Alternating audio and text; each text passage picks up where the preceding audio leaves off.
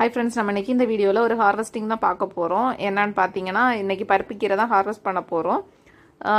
நான் தினமும் உங்கள்கிட்ட எல்லா ஷார்ட்ஸ்லையும் கீரை பறிக்கும் போதெல்லாம் சொல்லுவேன், தினம் ஒரு கீரை சாப்பிடுங்க, உங்கள் ஹெல்த்துக்கு ரொம்ப நல்லது அப்படின்ட்டு.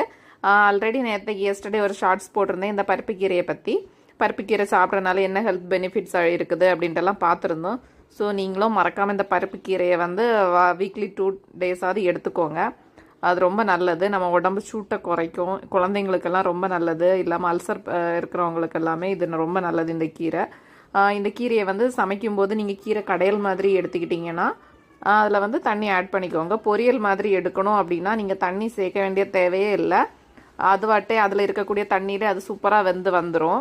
அது மட்டும் இல்லாமல் இதை வந்து உப்பு கீரை அப்படின்னு சொல்லுவாங்க. ஸோ இதில் வந்து உப்பு வந்து கொஞ்சம் ஜாஸ்தியாக இருக்கும். நீங்கள் உப்பு போடும்போது செக் பண்ணி பார்த்துட்டு உப்பு ஆட் பண்ணிக்கோங்க. Thank you friends. என்னோட இந்த வீடியோ உங்களுக்கு பிடிச்சினா லைக் பண்ணுங்கள், ஷேர் பண்ணுங்கள். மறக்காமல் நம்ம